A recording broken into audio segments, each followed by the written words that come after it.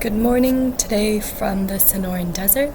We are going to be exploring as well as applying plant medicine, and applications of plant medicine can be as complicated as distillations and fermentations, or as simple as tinctures, which is essentially getting the compounds out of the plants through alcohol or vinegar and leaving that plant to sit for several weeks up to a month, depending on the constituents that you're trying to extract.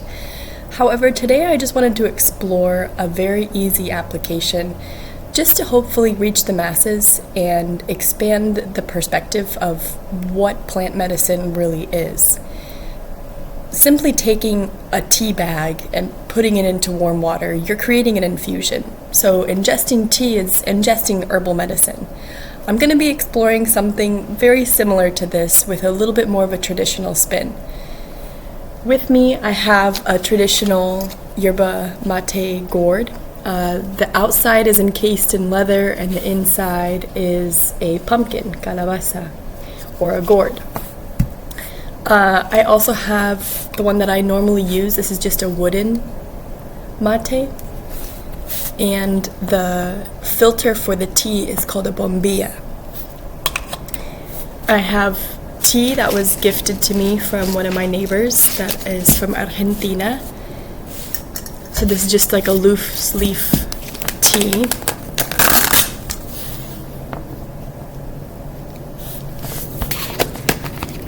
A little bit of cold water. And a whole thermo full of hot water. If you don't have a thermo, you can also just use your pavo, the kettle. So, in order to prepare a mate, you will take your chosen cup, and you can also use a mug if you don't have a more traditional mug, and you're going to fill it about 2/3 halfway with yerba.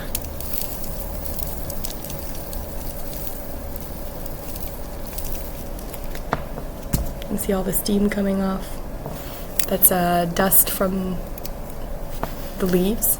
And then what we're going to do, A, to get some more of that dust off, and then B, in order to bring it all to one side, is we're just going to take it upside down, we're going to shake it in our hands, and then we're going to let it all settle to one side.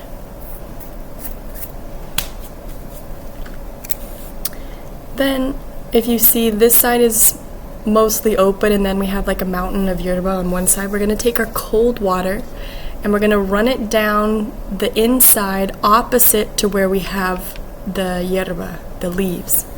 I hope I'm going to try and get this part on video.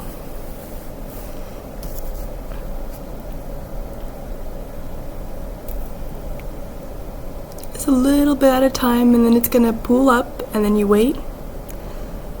Preparation is kind of a game of patience, and then you see it sinks underneath it, and then once you see that it's sunk a little bit more,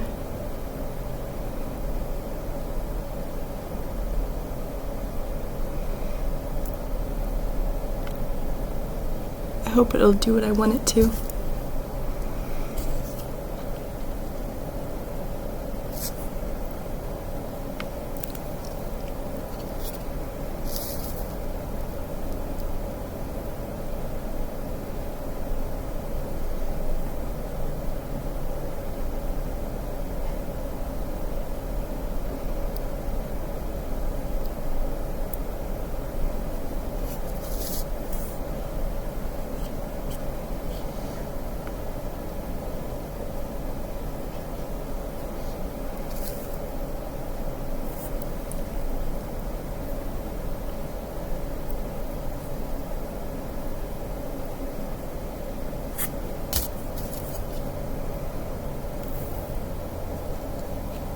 There we go. Did you see how the whole thing just floated up?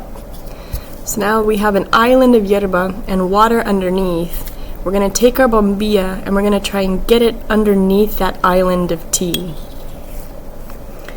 So we go into the same angle, straight down from where we were pouring in the water, and then we just press it at an angle. So now our mate is full of cold water.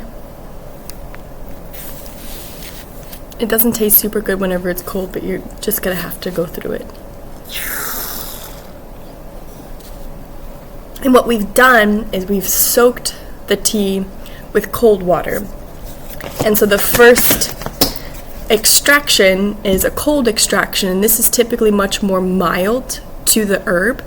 And then from here on, whenever we put in the hot water, they say that it doesn't burn the herbs. Of course, the temperature goes up much readily, and so the temperature is going to be what the temperature is of the thermos relatively quickly.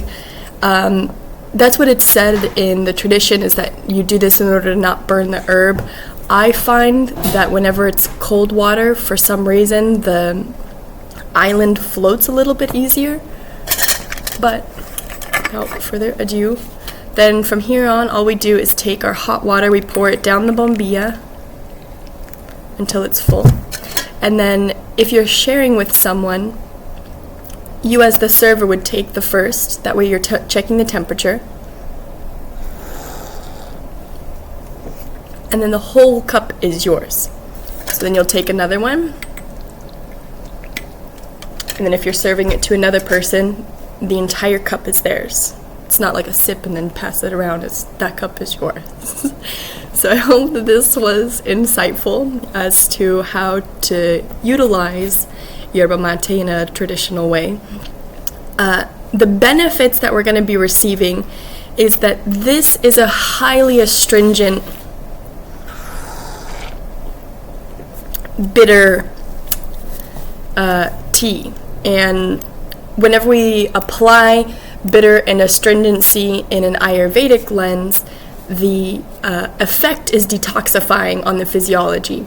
And you'll notice if you have blockage, that this quickly increases your metabolism and quickly increases the flow of your internal body. And beyond the metabolic factors, it's also has something called matecina. So it's actually chemically different than caffeine or cafecina, caffeina in Spanish. And I'm sure that there's a chemical word in English that's the equivalent, but I know matecina. And matecina is actually a slow release form of caffeine.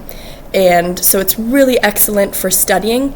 Instead of just having a cup of coffee, now you have an entire liter. And so this keeps you focused, but it's a slow release focus.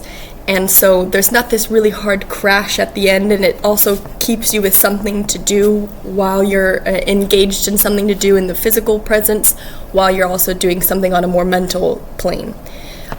So I hope that this was enlightening for you. Please share any comments that you have, any questions that you have, and Jai Gurudev.